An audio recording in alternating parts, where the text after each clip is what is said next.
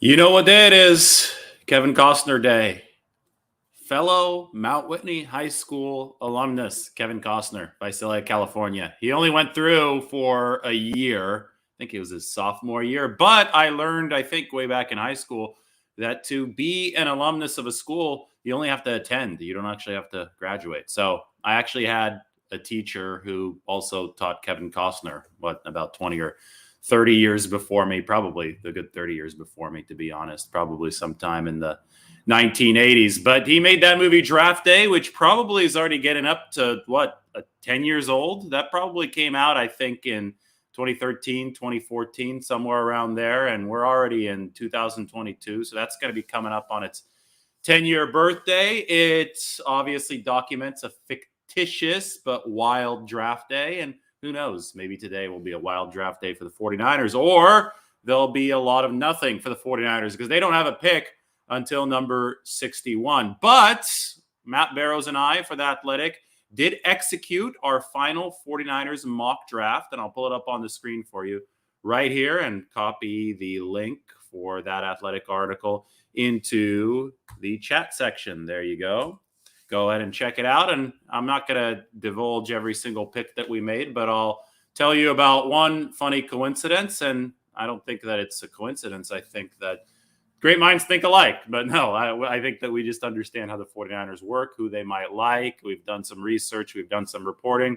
And although Matt and I did execute this mock draft independently, we didn't look at the players that the other guy was picking. We ended up picking three of the same players. And those players are Maryland safety Nick Cross, Western Kentucky edge rusher D'Angelo Malone, and LSU defensive back Cordale Flott. Those are the three players who we overlapped on with our 9 picks in the 49ers mock draft. Now, we didn't do any trades. I know that trades are probably likely to happen for the 49ers because I'm not sure they can fit 9 players legitimately into competitions for the 53-man roster. To me, it seems there's only maybe 4, 5, 6 at most spots that are truly up for grab. I know that certain players can get hurt and more can be available, but in a realistic projection, I think that you're going to have 6 of these draftees make the 53-man roster at most.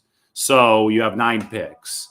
That means that you consolidate some of those picks to trade up for guys that you really like. And I said this last night, this draft is all about the middle to the late rounds, and that's where the 49ers are picking. So you maneuver within the middle to the late rounds. In fact, I think it was Ian Rappaport who said the other day that most teams are trying to get out of the first round or out of the top 10. The trade down popularity is much greater than the trade up popularity this year. But anyway, Nick Cross, he was my top guy, actually. Some people said, oh, you picked him too early at number 61. Matt picked him in the 3rd round, so he got a little bit better value. But the thing is, it's a mock draft. We don't know where Nick Cross is going to go. We know Nick Cross is a really good athlete. We know Nick Cross can run. We know that he can hit. We know that he has been a little undisciplined, that he's taken a few too many chances at times in Maryland. But in my opinion, that's something that you can coach out of him. That's what NFL coaching is for.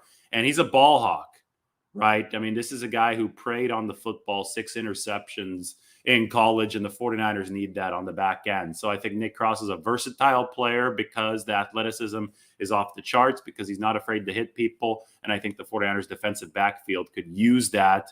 Obviously, they need another safety with Jaquaski Tart gone now, but you also need adaptable pieces back there. They're looking to replace K'Wan Williams. You need depth at cornerback. You just need DBs. You need good players. And I think that Nick Cross fits the bill. Barrows and I also both picked Western Kentucky edge rusher D'Angelo Malone, outside linebacker, stand-up guy in college, 243 pounds, so he's on the lighter end, but boy, is he twitchy, boy, is he athletic. He can explode off that line of scrimmage. Fits the profile of what the 49ers might be looking for in an edge rusher. So I'm looking at D'Angelo Malone. I mean, Boye Mafe is another player who's explosive off the edge, but he's going to go much higher in the draft than somebody like D'Angelo Malone, who probably will go around, 3rd, 4th round, somewhere there, somewhere in the middle of the draft. You look at Boye Mafe from Minnesota. Yes, he's got explosiveness off the charts. Yes, it's 95th percentile athleticism, but Boye Mafe, because of those traits, has skyrocketed up draft charts, and it's likely that he goes top 2 rounds for sure, and probably even first round, because the guy, even with that athleticism, weighs a lot more than somebody like D'Angelo Malone. So you have the ultimate combination in Boye Mafe.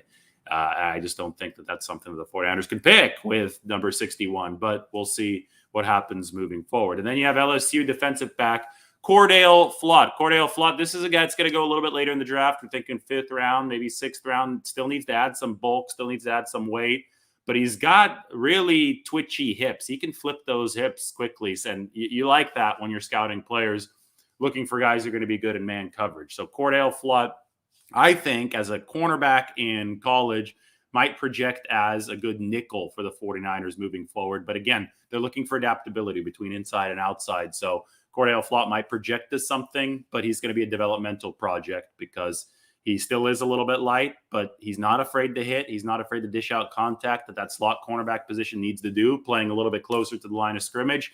And like I said, he can flip his hips. I think he can cover. I think he projects as a Swiss Army knife that the 49ers would certainly like to buoy their defensive backfield with. Other stuff to look forward to tonight. Deebo Watch, of course, is going to continue. I've made so many videos about this, written so many articles about this. I don't want to belabor the point too much any further. Will a trade happen? Won't it happen? I think that it's much more likely that Deebo Samuel stays with the 49ers. I've said this over and over and over again. It's the king's ransom that the 49ers would have to get to justify moving on from Deebo Samuel, because at this point, you've got to call Deebo's bluff. The bluff is, the bluff is multifaceted. I mean, there's so many parts to it, right? Talking about usage, talking about hinting that he might not like California, hinting that he's just so displeased with the 49ers that he doesn't want an offer, all this and all that. Let's just boil it down to the simplest possible theory. We talk about Occam's razor. The simplest explanation is usually the correct one. Well, Deebo Samuel's first demand throughout this whole process came on April 11th, and it was through his friend Ricardo Young on Instagram, and it read, "If it ain't $25 million a year, we don't want it." Deebo Samuel liked the post. He commented on the post. Bottom line is he endorsed the post. That first demand was about money. So money will fix this. Money is at the heart of this. And for whatever reason, Deebo Samuel has, and his agent, Tory Dandy, and I can't tell you if this is more Deebo driven or agent driven, but I have my suspicions that a lot of this is agent driven. For whatever reason, they wanted to accelerate the process and get the money sooner. They want that signing bonus to hit Deebo Samuel's bank account sooner, which is why they have leveraged the deadline pressure of this NFL draft. And it's a soft deadline. It's not a hard deadline. But what they've done is they've tried to make the 49ers squirm. They tried to make the 49ers uncomfortable, because you get one of 3 options there. Option A is that the 49ers do squirm and they panic and they pay Deebo Samuel right now instead of going through a longer negotiation with him that lasts as long as Fred Warner's did or as long as George Kittle's did until July. So Deebo Samuel gets paid sooner. B, the 49ers squirm and they think, oh boy, this is a toxic asset. We don't want him on our team. And they trade Deebo Samuel and another team pays Deebo Samuel. So he gets paid now versus later. Or option C is the 49ers call Deebo Samuel's bluff and realize that he doesn't really have any leverage, that he's under contract for the 2022 season, that he definitely wants to play in 2022 because he wants to make money. And he wants to accrue another season toward free agency, which he has to do under the new CBA. And the 49ers call the bluff. They don't trade him unless, of course, they get that king's ransom that could make their team better this weekend. And they sit there and they wait for Deebo Samuel to come back to the honest negotiating table. That's the way I look at this. I think there's 3 options, and the 49ers are most likely to take option C, but they could get moved to option B if they are absolutely blown away. Because here's the thing, Deebo Samuel is a fantastic player, and he's a unique player. He reaches his levels of efficiency in ways that we haven't seen before, right? I've talked about this a lot. The 49ers over 4 times as efficient with Deebo Samuel on the field versus when he was off the field last year. He's out with the boombox, super gremlin. He's in Kyle Shanahan's offense. I mean, he's everything that the 49ers want about this football team. Right here, I wrote about it, just how valuable is Deebo Samuel to the 49ers. A deep look at his impact on offensive efficiency. I mean, the deep look shows that, this is a max type of player, right? So when you look at how valuable Deebo Samuel is, you have to weigh that against what the 49ers might get in return for him. I guarantee you the 49ers are doing that. I mean, John Lynch's comments have been clear as day about this. You don't just let Deebo walk out of the building. So if the 49ers are going to accept the trade return for Deebo Samuel, it's going to have to outweigh the massive amounts of efficiency that he has produced. Here you see him ranked amongst receivers, number 2 behind only Cooper Kupp. That's pure receiving potential. And here you see Deebo Samuel ranked against running backs in terms of efficiency, the very top of the league. So he does both extremely well. The versatility is what makes him this valuable. And the 49ers certainly want that versatility. I think they're certainly willing to pay for it. And I think that they're only going to be moved off of that stance if another team offers a package that makes the 49ers or can make the 49ers better now without Deebo Samuel. And that's going to be really, really hard to do. Just my opinion, just my read on the situation. We'll see what happens. So Deebo watch continues, but don't forget about Jimmy watch. Jimmy Garoppolo, he hasn't been traded yet either. It's funny because I feel that this offseason has been all about talking about players moving, but the players haven't actually moved for one reason or the other. Well, we talk about inflection points, and obviously Deebo Samuel and Torrey Dandy tried to use the benefit of an inflection point, the NFL draft, to try to get their way contractually, either through a trade or with the 49ers. Will it work? Well, maybe not, but they still use that inflection point. Well, we talked about inflection points with Jimmy Garoppolo. One inflection point was the start of the new league year, right? Maybe the 49ers would want to cut the money then. No, instead they ran their restructures and they were okay with carrying the financial hit of Jimmy Garoppolo on this roster. Well, the second inflection point for a potential Jimmy Garoppolo trade is the NFL draft, because the 49ers might be able to accrue some more draft capital by trading away one of their assets. So I would look out for that this weekend. Is it overly likely? Probably not, although this situation is much harder to get a read on due to Jimmy Garoppolo's shoulder surgery. So he hasn't yet returned to throwing. That's not expected to happen until late June. That obviously has cooled the market for him. But is a team willing to just suck it up and, go after Jimmy Garoppolo this weekend if they feel that the 49ers might be offering a fair price? Yes, anything is possible. So I would keep an eye on that. We'll all be talking about Deebo Samuel, but the 49ers could actually move multiple veterans this weekend. I don't think either is likely, but both have to be accounted for, and both are possible. All right, so that's the little draft preview show. I'll come again, I think, with a live this afternoon, and then I'll be at the facility tonight just in case anything happens. I'll be at the facility the next 3 days, Thursday, Friday, Saturday. The 49ers currently slated to pick at number 61. That would be tomorrow on Friday. Going to be a lot of hard work, a lot of phone calls, a lot of documenting, a lot of research into who the 49ers actually pick. So I appreciate everybody who subscribes both to The Athletic and to this YouTube channel. Couple questions, maybe. Why don't we take a look at it? Oh, hell yeah. Thank you. Congratulations for 13K subscribers. Appreciate you, Delmar Dennis. And if we have any questions, I will answer them. Jimmy to Carolina for a high pick and Deebo stays. What do you think? Well, I do think that Deebo Samuel stays. I think that's the prevalent assumption at this point, unless we're surprised by a crazy move coming up here, a crazy offer to the 49ers. Not sure about the Panthers and Jimmy Garoppolo, especially the timing right now, but it's certainly possible. That's why I brought it up.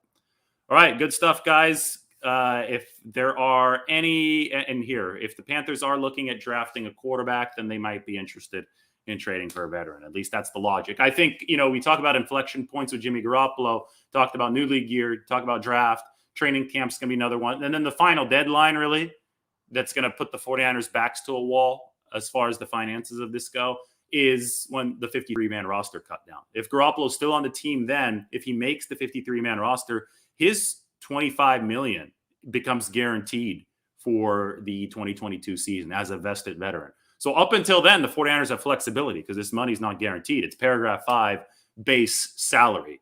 So we talk about inflection points and deadlines. We are not close to the deadline yet, but we are approaching an inflection point that might see something happen. What are the chances of that the 49ers move up for Ojabo. The chances the 49ers move up for somebody, I think, are high because they have 9 picks and they could only fit a fraction of those guys on the 53-man roster. I think you just have to do the math in that sense. So if they really like a player, there is a chance that they move up for him if they're not in position to pick him. Thank you, though, for the tip. And I can't really get into more specifics because I honestly don't know. The draft is the biggest crapshoot that there is. Do you see any post-draft free agent pickups since there are still good players available? Absolutely, there can be. Kyle Shanahan, which is that free agency was after the draft. He talked about that at the NFL owners meetings. Well, if there are still good free agents available, he'll, in a way, get his wish, and then you fill in holes with those free agents. J.C. Treader, obviously, being one of them. Some of these free agents, right, that you sign to more valuable deals, you don't lose anything in the comp pick formula if you pick them up and sign them after the NFL draft. So that could be another reason the 49ers are waiting for a couple guys.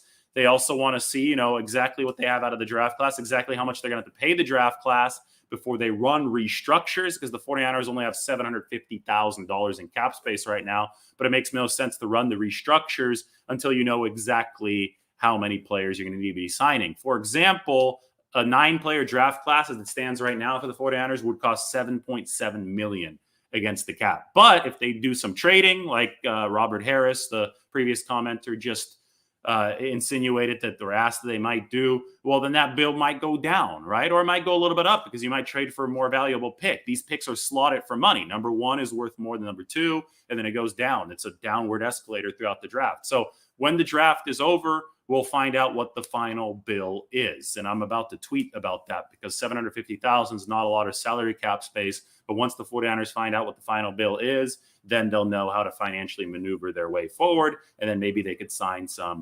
post-draft free agents to fill in any remaining gaps. How much do we think they will add offensive line talent? That would be a need. Absolutely. I asked John Lynch about this the other day, and he straight up said he thinks the 49ers are going to use, it sounded to me like they could use multiple picks on offensive linemen. In my mock draft, which you can check out, it's on The Athletic today, final mock draft, I picked 2 offensive linemen. Once again, it's going into the chat section, so check it out. So subscribe to The Athletic. It's right there. It's going to be the best coverage that there is of the 49ers. You can support this channel by subbing there and subbing here. So I appreciate all of you. I have to get rolling. There's a lot more to do before the draft starts. Maybe a video this afternoon. It's roughly the 1-year anniversary of the channel. So I appreciate all the subscribers, and the fact that we got the 13K in just 1 year just blows me away because I know it's really, really about to take off. Everybody, thank you. Don't forget Jimmy Watch, and obviously don't forget the fact that today is draft day. All right, everybody take care. Appreciate you. We'll talk to you on the other side.